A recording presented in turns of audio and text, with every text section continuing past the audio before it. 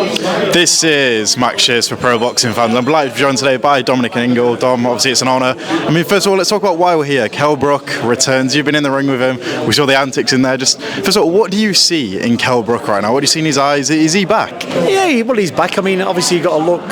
He's been at the top of his game for a long, long time, and like his last fight was almost, well, it's 4 years ago since he boxed Amir Khan, and to be able to drag a fighter, or him drag himself back out of his bed, his silk sheets, as he like to say, and put his nose to the grindstone and train, is a difficult proposition when you've got plenty of money, you've got a happy family life. You know, what's the point to put yourself in a stressful situation having to diet and train hard? And I said to him, look, we can do this, but the first sign I see of you not taking it seriously, I'm thinking, well, I can just do it this way. I said, I'm not interested, because a fight's a fight. It doesn't matter who's in front of you.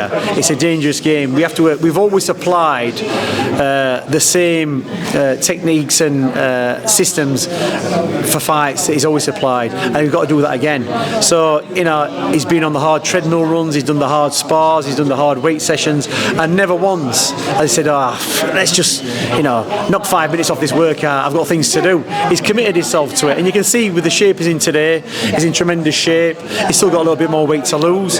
He's got another 7 or 8 weeks to perfect that. He's got to increase his fitness a little bit, but today's all smile and jokes. But you know, below that surface, that old friendliness and smiles is a killer, and that's what he likes to do. And I don't think anything gives him more pleasure than punching people and punching things. That's what he does, and he's done very well for years and years and years. So, you know, we've got another 8 weeks. It's in Dubai. We're going to see what's going to happen. I think he's going to win that fight, and then maybe he's going to take stock of the situation and maybe have another fight. It might be a big name. It depends if he can get that fight, but we'll see. We'll only see after he's got through this next fight. Definitely. I spoke to Kell, and he said at the start of camp it felt like he was crawling, and now he's running, and he needs to get to that sprinting point. Is that what you've seen, kind of like development in Kell? Yeah, you look, he's all through his career he's had injuries and certain things wrong with him, and because he's been young, he's been able to get back into it quite quickly. But now he's at the grand old age of 39. I think he's 40 this year. He's 40 in May, so he's nearly 40 years old. And I can remember training him when I was 40 years old, because he's 18 years younger than me. You know what I'm saying? I can remember training him, and he goes, I can remember you when you were my age. I goes, how's time's flying? I said, I can tell you all things about how you're going to feel, that you're going to be stiff, you're going to be tight, but all I can tell you, if you keep doing it, it just takes longer. You'll eventually get there, but just not as fast as you want to get there. So trust me, and if I don't think you're capable of being where you need to be for this fight, I'll just say to you, Kell, don't bother. But he has shown that he can get to where he needs to be. It has taken a bit longer, and he's still got more time to go. But I've never seen him so happy. He's such good shape, such a positive mindset. He's loving life at the minute. Definitely. Well, I've got to ask, obviously, this fight is happening in honour of Ricky Hatton. And when you talk about legacy, obviously the Ingle gym, the legacy there, and also the Hatton legacy. I mean, just the legacy that Ricky Hatton leaves behind for the world of boxing. I think even now people don't, only starting just to realise that the impact that Ricky had on British boxing. He revitalised it, he energised it, he brought it back to the forefront of world boxing, because he was such a fantastic fighter, great character, man of the people. He united everybody. You go to Manchester on fight weekend for Ricky Hatton, it was a marvellous place to be. You know, the arenas were always packed. There was never a spare seat in the house, and they were always exciting fights. And you can almost guarantee 95-96% of the time he was going to win the fights, because of the way he was and the ability that he got. And he got a tremendous manager, Paul Speak, who always kept an eye out for him. But they were great times, and off the back of that, you know, we came from Sheffield, but we had the same promoter as Ricky and Frank Warren. The fighters came through from Sheffield, the fighter came behind him, Anthony Fornell, Michael Gomez, David Barnes, you know, all these fighters from Manchester and Sheffield were on the undercard, and it was a great platform to build fights. So, you know, Ricky meant so much to so many people, and he helped so many people, probably without even realising fighters in that.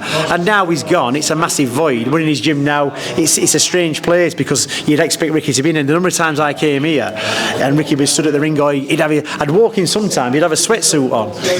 And like, he'd obviously be heavy and he'd be killing the heavy bag. And I'd think, what's he doing? I'm just getting bag work in Dominic will soon be done. He'd be absolutely drenched. And you'd see him doing that. He was such a great fella. But like I said, boxing has its victims and takes its toll on people. And it was, you know, it was sad what happened with Ricky, you know, that he's no longer with us. But what a great advocate for boxing he was. Definitely. I spoke to Kell and he said he might want the winner between Errol Spence Jr.'s return against Tim Tszyu. I mean, obviously you'll know as a coach, don't look past April 11th. But when you hear your fighter talking like that, it must be good to hear. You know, a lot of the stuff what Kell thinks in his head, he don't actually say to me. He'll ponder it over a little bit and think it over and analyse it and he'll watch the fight and then he'll kind of work it out for himself and then he'll say, what do you think about this fight or what do you think about that fight? He'll never say to me, I'm going to do this and I'm going to do that. He'll always say, what do you think? I'm like, yeah, whatever. And it's same when they offered him Ben or Eubank after he beat Amir Khan. You know, I was quite confident he could box either. I would have liked him to box Eubank, but that never came about. There might be a chance for that down the line with either of those. But I think it's all going to depend on how well Kell boxes in this next fight because people are going to think, well, you know, we'll see how because it's not much of a fight this or it's like, you know, what's he doing that for? He's been out for 4 years.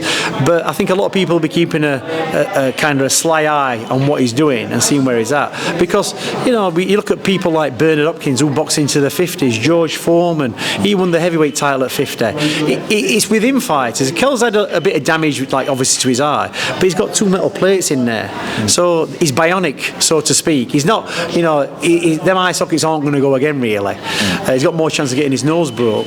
So if he feels up to it, he can be motivated, because that's what it comes down to these days. Can he be motivated to do the hard work at this age? You understand? It's easy at 25, it's easy at 30, a bit different at 40 years old. And if he can do that and be motivated, then he can probably still have some big fights. Well, you know, we'll have to check him out. He's done some open sparring, looks really sharp, his timing's really good. But you've got to put somebody in front of him who's a real live opponent. We're going to see that with Issa, and then we're going to take it from there and have a sit back and see what offers come in. Definitely. I know you will have spoken about the film a lot, but I just want to touch on, for me, names like Prince Naseem Hamed, Kell Brook, Johnny Nelson. There was a bit before my time, and going to watch a film, and obviously I know about these fighters and your father, but I think the film, it was a great story told on the big screen. To you, are you just happy with how it turned out? It was, you know, we were, my brother John, who trained Naz and me, we were consultants for the film. We told them all the stories, and that's why it's probably such a good film. But the way that Rona Falls weaved it together into a story is fantastic, because that's what filmmakers do, script writers, that's what he did. Director, and he was a big fan himself. Similar age to Naz. So it's a great story, and I think the reason it's such a great story is because it's all true. You know, obviously some things have been embellished and made more than they were. And people say, is it a true story? I says, everything in that storyline is true. There's some stuff where they've had a bit of artistic license, where they've gone into the film a little bit. But the basic stories are all true. And, you know, but not necessarily in the right order. Do you understand? So it's not, the stories are true. It didn't happen in the particular order they happened, but they all happened. And that's why the film works so well, because it's captured the imagination of the audience. People like yourself who weren't around at the time think, you watch that film and you think, you'll go on I bet you've done this. You've gone on the internet and started researching Naseem Hamed and Brendan Ingle and this, and you thought, I didn't know that. I didn't know Brendan Ingle trained him. I didn't know Naseem Hamed. You won't know these things. But that has ignited so many people into researching the depth of the Sheffield boxing scene, the fighters who came out of there, where it all started with Harold Graham, Johnny Nelson, Naseem Hamed, Ryan Rose, even who came after Kell Brook, King Galahad.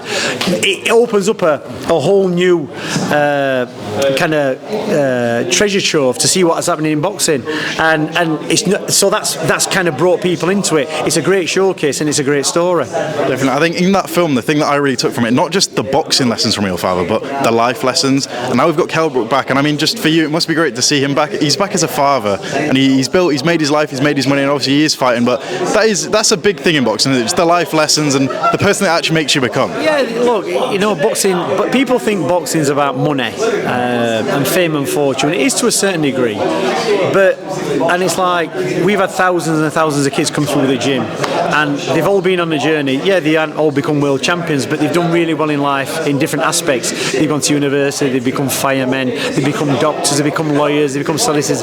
They've changed their life because they've had a different different perspective on life because they come into an environment with an Irish fella says, look, you can be anything you want. Put your mind to it, commit to it, and work hard. And if you do all those things, you will get where you actually need to be. But if you sit at home twiddling your thumbs doing nothing, you'll get nowhere. That's what you'll do. So you kind of give people the encouragement and aspirations to do better in life. And so many kids have done that, and we still get them coming back now on messaging on social media. Oh, I met your dad. You've seen that kid today. Yeah. I've got a letter off your dad. I'd love to see that letter because he did write letters. That's the thing. We didn't have social media, so people used to write to him, and they used to put the Ingle Gym, Sheffield, UK, and it could come from anywhere in the world. Yeah. It could come from the other side of the world, and it'd end up in his house. We once had a kid turn up from China, right? Wow. From China, didn't speak a word of English. He got a wallet full of £50 notes. He must have had about £3,000. Yeah. Right? Couldn't speak. He just got a piece of paper. Ingle Gym. He came to the gym. We trained him. We found him a place to stay. We had some houses, and we let him stay there. He had about 2 weeks, and he went back to China, and he got somebody to write him a letter in English, and he said, "Oh, thanks for your hospitality. Thanks for all this." Couldn't speak a word of English. I actually went to London to find this Ingle Gym, and I just kept asking people, and I got up to Sheffield, and that's what happened there. He says, and I found you there. We had 2 weeks, and he wrote us this great letter. We had people from Australia doing the same thing. We're all over the world, so it's universal. Like I say, any appeal to everybody. Yeah. Now, just last one before I let you go. It is last one. I am sorry. It must mean it's closing time. Exactly. Yeah. Obviously, on the same day as Kell Brook, Tyson Fury returns. There's so much talk of Fury and maybe his motivations behind that return. I mean, we see it in Kell. When you're a fighter, you don't lose. What are your thoughts on Fury's return? Is it for a third world title? Is it for an Anthony Joshua fight? Why is he back? It might just be to keep him on track and keep himself in check. And he seems to be doing all right. And he looks positive and happy. So good luck to that. It's a great fight what he's got. And I think same for him. We'll see how he performs. He might have still got it. He might really realise he hasn't got it and call it a day. But I think for himself he needs to know. And I think he needs to know at a decent level of opponent. Obviously not Usyk, because Usyk's the unified. And I think Tyson will be able to tell from this next fight whether he should progress or call it a day. Definitely. Well done. Thank you very much. Thank you.